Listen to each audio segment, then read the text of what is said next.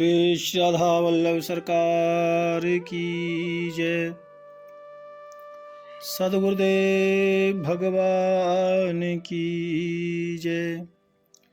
ना गुरुरधिकं तत्त्वं ना गुरुरधिकं तथा ना गुरुरधिकं ज्ञानं तस्मै श्री गुरवे नमः। प्यारे प्रभु प्रेमियों, आप सभी परम पावन संत श्री मीराबाई जी का चरित्र श्रवण कर रहे हैं। आपने कल श्रवण किया कि मीरा जी किस तरह समुद्र के अंदर भगवान का दर्शन कर रही हैं। कभी गगन की ओर हाथ उठाकर नील गगन को देखती तो मीरा जी को लगता कि यही मेरे श्याम सुंदर हैं। नील गगन की ओर देखकर दोनों हाथ उठाकर मीरा जी उछल पड़ती। भक्तों, दिन में तो साधु संत महापुरुष आते तो सत्संग चलता, लेकिन वैर रात्रि जब आती तो मीरा जी बहुत ज्यादा, मीरा जी को व्यथा बढ़ जाती। भक्तों, प्रेम की जो व्यथा है, भगवान से मिलने की जो व्यथा है ना, वो बहुत भारी और कष्टदायी होती है। हाँ जी, तो बार बार, क्योंकि मीरा जी ठाकुर जी को पुकारती बुलाती, दासियां मीरा जी को बार बार समझाती, भाई सा हुक्म, धीरज धारण करो, द्वारकाधीश जरूर पधारेंगे, वो आते ही होंगे, और भला ठाकुर जी आपसे दूर कैसे रह सकते हैं, आप धीरज धारण करो। भक्तों, फिर मीरा जी बिना कुछ बोले, क्योंकि देखो व्यथा की जो देह है ना भक्तों, वो जलने लगती है। वृंदावन में आगे, कभी वृंदावन की आगे चर्चा हो गई, लीला की, निकुंजवन की, श्री राधा रानी की, ब्रजभूमि की, तो मैं बताऊंगा। देह जलने लगती है भक्तों, इतना ताप बढ़ जाता है। तो मंगला मीरा जी को समझाती हैं, तो मीरा जी कहती है कि मैं क्या करूं, ये देह बड़ी बाधा है, प्राणी इतना कष्ट पाते हैं इस देह रूप में, फिर भी इस देह के, शरीर के मोह को छोड़ नहीं पाते, छोड़कर इसे निकल नहीं पाते, इसी में रहना चाहते हैं। सारी रात निकल जाती भक्तों, और मीरा जी सखियों से कहती, सखी तुम्हारी नींद निशानी ना हो, कि मुझे नींद तो आती नहीं, नींद तो आ ही नहीं। और सखियां मीरा जी की व्यथा को समझ नहीं पा रही भक्तों, और सब दासियां जो सेवा में हैं वो रोते हुए भगवान द्वारकाधीश से प्रार्थना करती थीं, हे द्वारकानाथ, हमारी स्वामिनी को आप संभालिए, हे द्वारकानाथ, हमारी स्वामिनी को आप दर्शन दे दो ना।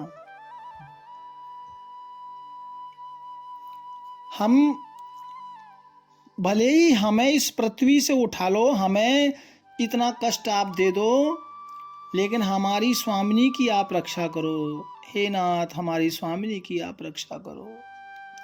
ऐसा फूट फूट कर रो पड़ती थी सखियां। भक्तों, उसी समय जब सखियां ठाकुर द्वारकानाथ को, भगवान को पुकार रही थीं, उसी समय द्वार पर एक आवाज, एक उच्च स्वर सुनाई दिया, अलग। एक सखी ने देखा, बाहर आके देखा तो एक निर्गुण संत, सन्यासी संत, निर्गुण साधु। तो सखी ने देखा और सोचा, द्वारकाधीश की नगरी में ये प्रभु का नाम लेने की जगह अलग अलग कौन बोल रहा, अलग जगह ने कौन आ गया। चमेली दासी उठी, आई और आकर देखा तो एक अलौकिक साधु, श्रृंगी शैली भगवा वस्त्र धारण किए हैं और 16 वर्ष की सांवला सलोना किशोर अवस्था। अब भक्तों द्वार पर खड़े हैं और मीरा जी की हालत तो आप देख ही रहे थे। भक्तों मीरा जी ना कितने दिन से पड़ी हुई थी अचेत अवस्था में। शरीर मीरा जी का सूज गया था, सूजन आ गई थी शरीर के ऊपर, बहुत कष्ट में थी, इसलिए तो दासियां रो रही थीं। तो चमेली द्वार पर गई और चमेली ने वो जो महात्मा सन्यासी आए थे, मीरा जी की दासी ने प्रणाम किया। छोटे से मीठे स्वर से बोली, पधारो महाराज, पधारो भगवान, आसन ग्रहण करो। क्या आज्ञा है, क्या सेवा करूं? उस सांवले सलोने सन्यासी ने कहा, देवी लगता है तुम दुखी बहुत हो, तुम्हारे स्वर में बहुत दुख की आवाज आ रही है, कोई विपत्ति में जैसे आप हो। कहो क्या विपत्ति है? आप जब मेरे से बात कर रही हैं तो संत कहते हैं कि मुझे लग रहा है कि आपको कष्ट है। क्या कष्ट है बताएं मुझे। तो मीरा जी की दासी कहती है, महाराज क्या बताएं, हमारी विपत्ति बहुत बड़ी है और हे संत जी, हमारी विपत्ति को बिना जगदीश के कोई मिटा नहीं सकता। चमेली बड़ी उदास स्वर से बोली, पर हुआ क्या?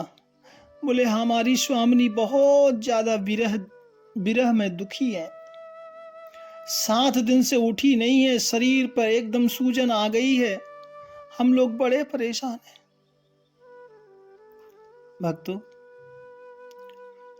संत ने जब ये सुना तो क्योंकि आसन पर बैठ गए थे, उठ के खड़े हो गए और कहा, कैसी विपत्ति? मैं देखूंगा, मैं देखना चाहता हूं, कहां है तुम्हारी स्वामिनी और वो कौन सी विपत्ति आ गई है, मैं उसको देखता हूं। तो चमेली ने कहा, महाराज क्या आप उस विपत्ति को संभाल पाएंगे?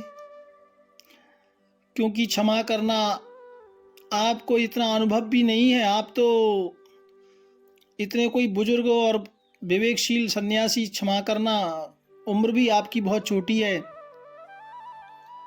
सन्यासी ने कहा, ज्ञान बड़े बूढ़ों का कोई ये तो है नहीं कि ज्ञान बुजुर्गों के पास ही होगा, अरे ज्ञान तो युवा के पास भी हो सकता है। ऐसा तो है नहीं कि बड़े बूढ़ों ने ज्ञान का कोई ठेका ले लिया हो कि नहीं जो बड़ा बूढ़ा है वही ज्ञानी है, ज्ञान तो किसी के पास हो सकता है। और युवा सन्यासी ने कहा कि आप निश्चिंत रहिए। भक्तों वही मंगला दासी ने जब ये सुना तो वो सामने आके खड़ी हुई, प्रणाम किया और दासियों को ऐसा सन्यासी जी ने कहा कि आप निश्चिंत रहिए। तो दासियां सुनकर चुप हो गई, ज्यादा बोली नहीं। भक्तों इधर मीरा जी तो विरह की अग्नि में जमीन पर पड़ी हुई थी, जमीन पर पड़ी हुई थी भक्तों, ठाकुर जी के विरह यानी याद में। मैंने कहा भक्तों, ये विरह अग्नि होती है ना, ये बड़ी भयानक होती है। ये गोपियों को विरह हुआ था वृंदावन में, राधा रानी को विरह हुआ था, श्री राम प्रभु को विरह हुआ था, ठाकुर जी को विरह हुआ था, और चैतन्य महाप्रभु को भी ये विरह की अवस्था प्राप्त हुई थी। और आम व्यक्ति तो इस विरह को झेल ही नहीं सकता भक्तों, वो तो जल जाएगा। ये तो कोई महान भगवत भक्त जो होता है ना, वही इस विरह अग्नि को झेल सकते हैं। ये आपको शायद पहली बार ऐसा सुनने को मिला होगा, ये बहुत ही विशेष बात है। ये विरह अग्नि बड़ी तेज होती है भक्तों, प्रभु कृपा से। और विरह अग्नि भी हर किसी को प्राप्त नहीं होती। देखो, विरह अग्नि जलाती भी है, झेल भी कोई सकता नहीं, लेकिन विरह अग्नि भगवत कृपा से ही प्राप्त होती है। ये भी एक बात है इसमें। तो मीरा जी विरह अग्नि में पड़ी हैं भक्तों, मीरा जी विरह अग्नि में पड़ी हैं। प्रभु के दर्शन कब होंगे, मेरे प्रभु कब आएंगे। और इस तरह से मीरा जी की आंखें बंद हैं और बस भगवान की याद में आंखों बीच आंसू हैं, थोड़े थोड़े आंसू गिर रहे हैं और पड़ी हैं मीरा जी। भक्तों, अब यहां द्वारिका में, क्योंकि मेड़ता चित्तौड़ वाली व्यवस्था तो थी नहीं, और यहाँ तो सन्यास जीवन में जी रही थी ना मीरा जी।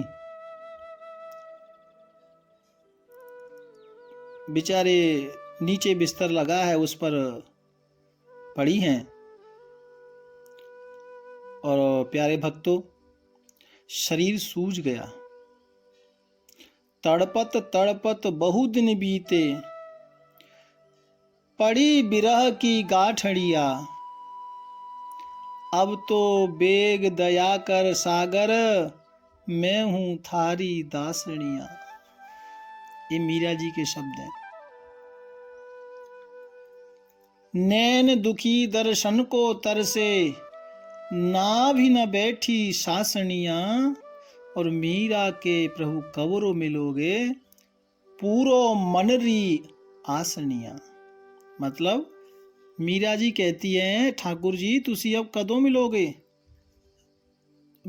तड़प तड़प के बहुत दिन बीत गए, और विरह यानी विरह अग्नि की गांठ साडे मन, दिल में, हृदय में, शरीर में पड़ गई हैं।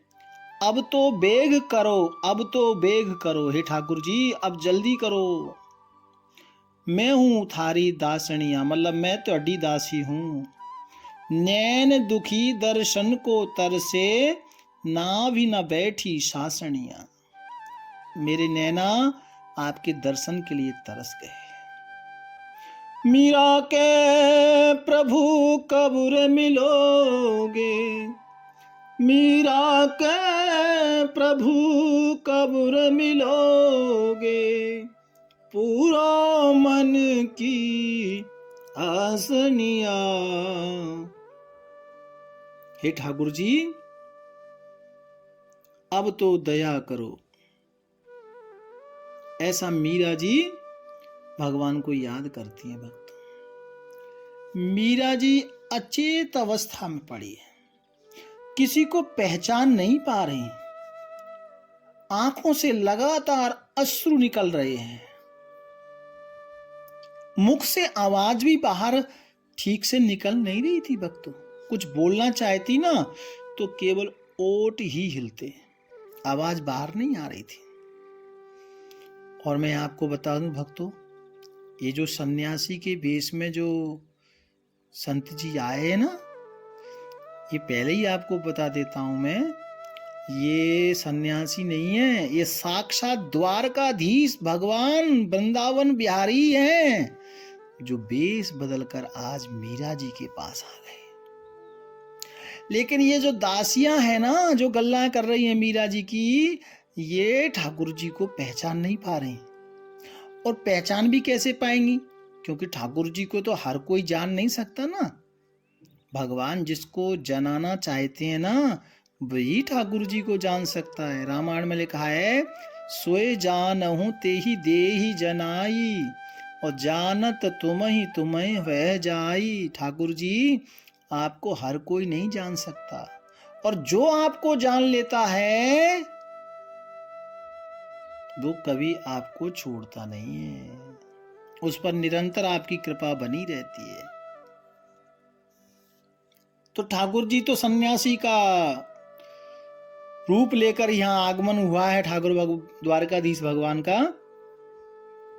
तो मीरा जी की दासियों को लगा कि चलो सन्यासी हैं, पहचान तो पा नहीं रही, और ये सन्यासी वेश में जो सांवला सलोना वृंदावन बिहारी जी आए हैं मीरा जी के पास, वो सखियां लेकर आई।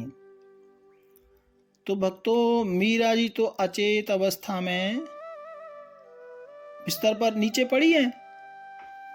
सन्यासी बाबा आए और पूछ रहे थे, क्या हुआ तुम्हारी स्वामिनी को, क्या कष्ट है इनको? तो मिथिला दासी ने कहा, महाराज हमारी स्वामिनी बड़ी बीमार है, किम कर्तव्यम अवस्था में पड़ी है, न कुछ बोल रही है, न कुछ खा रही है, न कुछ पी रही है, न कुछ बोल रही है। हम लोग बड़े दुखी हैं, हमारा कष्ट दूर करो महाराज। तो सन्यासी बाबा ने कहा, आप चिंता ना करें, मेरे होते हुए आपकी स्वामिनी को कोई कष्ट नहीं रहेगा, और जिस घर में मैं भिक्षा ले लूं, जिस घर में मैं चला जाता हूं, भिक्षा ले लेता हूं, उस घर में कोई कष्ट रह नहीं सकता। बिल्कुल ये पक्की बात है, आप निश्चिंत रहिए, ये कष्ट भी दूर हो जाएगा। और जिस घर में मैं भिक्षा लूं वहां कोई कष्ट आए तो संत जी कह रहे हैं मुझे ये सहन नहीं हो सकता। भक्तों, सन्यासी बाबा ऐसा दासियों को कह रहे हैं कि आप बिल्कुल निश्चिंत हो जाइए, आप बिल्कुल निश्चिंत हो जाइए। सेविकाओं को विश्वास दे रहे हैं, विश्वास दिला रहे हैं, स्वामिनी को कुछ नहीं होगा, स्वामिनी को कुछ नहीं होगा, ऐसा संत महात्मा कह रहे हैं इनको। और देखा संत जी ने तो देखकर कहा, लगता है कोई साधारण रोग नहीं है, और इन्हें तो भगवत विरह का रोग है। दासियां कहती हैं, हाँ वही, इनको तो स्वयं जगदीश्वर ही शांत कर सकते हैं महाराज, और हाथ जोड़कर बोल रही हैं। आप हमारी बात को समझ गए सन्यासी महाराज, तो क्योंकि वो तो स्वयं प्रभु हैं। तो कहा, ठीक है, एक बार मैं देखना चाहता हूं, और मीरा जी के पास बैठ गए, और यदि मेरे बस में होगा तो मैं ठीक कर दूंगा। सखियों ने कहा, पधारो, बैठ विराजो महाराज। उधर आसन डाली जितो मीरा जी थी, और मीरा जी को जैसे ही ठाकुर जी ने देखा तो भक्तों ठाकुर जी मुस्कुरा गए। वो तो लीलाधारी है, लीला कर रहे थे, और ठाकुर जी ने मीरा जी का हाथ पकड़ लिया और कुछ बुड़बुड़ाने लगे, यानी कुछ बोलने का ढोंग करने लगे ऐसे। और सखियां उठों खड़ी थी, और जो और दो शंकर सेवक नाम के दो और बंदे उधर रहते थे सेवा में, वो भी वहां खड़े थे। और सबने देखा आश्चर्य से कि मीरा जी के शरीर के ऊपर जो सूजन थी ना, वो धीरे धीरे धीरे धीरे धीरे कम हो रही है। शरीर जो फूला हुआ था भक्तों, वो धीरे धीरे धीरे धीरे वो सूजन कम हो गई। और सखियां तो बड़ी आश्चर्य में हैं। योगी जी ने सन्यासी रूप में जो संत थे, वो मीरा जी के सिर पर हाथ रखा। भक्तों, मीरा जी के सिर पर हाथ रखा, एकदम से मीरा जी उठ गई, नेत्रों में हलचल बढ़ गई, और कुछ ही समय में मीरा जी उठ के बैठ गई। कई दिन से बेसुध पड़ी थीं। मीरा जी, अब देखो ये भगवान की लीला चल रही है भक्तों। प्रभु ने मीरा जी से, वो सब देख रहे हैं कि मीरा जी उठ गई हैं, और मीरा जी जब धीरे धीरे आंखें खोली, सबको देखा, और जैसे आदमी कोई होश में आता है ना, ऐसे धीरे धीरे देखा और सब पर दृष्टि डाली। मीरा जी ने सबको देखा, लेकिन अंत में उन सन्यासी के ऊपर जब मीरा जी की दृष्टि पड़ी, जिन्होंने सिर पर हाथ रखा हुआ था, और बड़े प्रेम से पूछा, उस सन्यासी बाबा ने, तुम्हें क्या हुआ मीरा? तो मीरा जी ने कहा, महाराज मुझे प्रेम की कटारी लगी है। ओहो, अब देखो ठाकुर जी भी वेश बदल कर आए हैं, और मीरा जी ने भी, क्योंकि बड़ा अद्भुत जवाब दिया। तो तुम्हें क्या हुआ? बोले प्रेम की कटारी लगी है महाराज। क्या बताऊं, कुछ कहा नहीं जा सकता। तो सन्यासी को तो दुखी होना चाहिए था ना, मीरा जी तो रो के कह रही थी, लेकिन वो सन्यासी तो खिलखिलाकर हंसने लगे। और जब वो हंसने लगे तो मीरा जी चौंक गई भक्तों, और मीरा जी को एकदम जैसे होश में आ गई हो, और मीरा जी को लगा ये हंसी तो मैंने कहीं सुनी है, ये हंसी तो मैंने वृंदावन में सुनी है कई बार। हाँ, अब मीरा जी को धीरे धीरे आभास हो रहा है भक्तों, क्योंकि ये आवाज तो मेरी श्याम सुंदर की है। अब मीरा जी भक्तों पहचान गई कि ये जो सन्यासी रूप में आए हैं, जो हंसे हैं, ये रमता जोगी, ये कोई साधारण जोगी नहीं है। मीरा जी जैसे ही वो संत हंसे, मीरा जी ने पकड़ लिया। मीरा जी समझ गई कि ये जो सन्यासी के वेश में जो आए हैं, ये कोई साधारण पुरुष नहीं है। प्यारे भक्तों, मीरा जी को ठाकुर जी कहते हैं देवी। जब हंस पड़ी थी ना, तो कहा आपने मुझे पहचान लिया? भक्तों, तो क्योंकि वहां दास दासियां भी खड़े थे ना, तो ज्यादा तो पूरा खुल के बात हो नहीं सकती थी ना। जैसा वेश था वैसी बात चल रही थी, संत का वेश था। तो फिर भी ठाकुर जी कह रहे हैं मीरा जी को, देवी आपने मुझे पहचान लिया? तो मीरा जी कहती है, हाँ प्रभु, आपकी सूरत मेरे स्वामी से मिलती है, इसलिए मुझे लगता है कि मेरे स्वामी ही मेरे पास आ गए हैं। तो जो सन्यासी वेश में संत थे, उन्होंने कहा कि आपके स्वामी से मेरी सूरत मिलती है? बोले हाँ प्रभु। अब ये मीरा जी की और सन्यासी जी बाबा दोनों संतों की गल हो रही है। जो भगवान तो वेश बदल के आए हैं ना मीरा जी के पास। भक्तों, मीरा जी की आंखों में आंसू हैं, और कहा कि आप मेरे घर आए हैं, आपने आकर मुझे दर्शन दिया है। और जोगी बाबा कहते हैं कि आपने मुझे पहचान नहीं पाया। प्यारे भक्तों, इस तरह से दोनों चर्चा कर रहे हैं। मीरा जी बड़ी व्यथित हैं, और जोगी बाबा कहते हैं आप सच में बड़ भागी हैं कि आपकी व्याकुलता इतनी तीव्र है कि वो प्रभु को भी व्यथित कर देती, यानी प्रभु को भी परेशान कर दिया है। और वो संत जी कहते हैं कि जैसे तुम भगवान से मिलने के लिए व्याकुल हो ना, वैसे ही सर्वेश्वर यानी श्याम सुंदर भी आपसे मिलने के लिए तत्पर हैं। इतना ही व्याकुलता वो आपके लिए रखते हैं। सर्वेश्वर तो दया के धाम हैं, वो अपने भक्त की पीड़ा को कैसे सहन कर सकते हैं। ऐसा बोलते बोलते वो सन्यासी की आंखों में भी आंसू आ गए, क्योंकि जब भक्त को कष्ट होता है तो भक्त तो फिर भगवान को तो होगा, और वो अपने आंसुओं को कहाँ छुपाते। लेकिन नीचे सिर किया, आंसू भरे आए थे।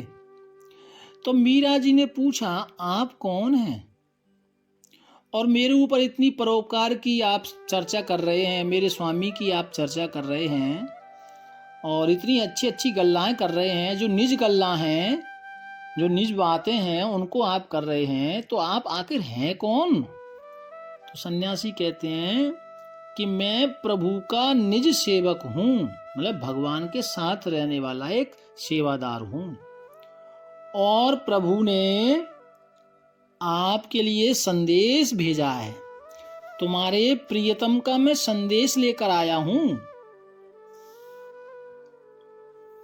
तो मीरा जी ने देखा, आप मेरे प्रभु का संदेश, मेरे प्रियतम का संदेश लेकर आए हो, प्रभु के निजी सेवक हो।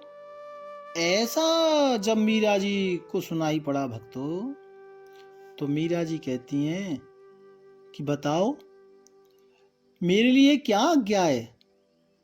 मेरे प्रियतम, मेरे स्वामी ने मेरे लिए क्या आदेश भेजा है। और ऐसा कहकर मीरा जी रोने लगे। क्या आदेश है मेरे प्रियतम का। भक्तों, अब इस प्रश्न का उत्तर तो हम कल श्रवण करेंगे। भाव प्यार से राधे राधे। आज यहीं माता मीरा के चरणों में प्रणाम करते हैं। जय जय श्री राधे राधे राधे राधे राधे राधे। राधा वल्लभ श्री हरि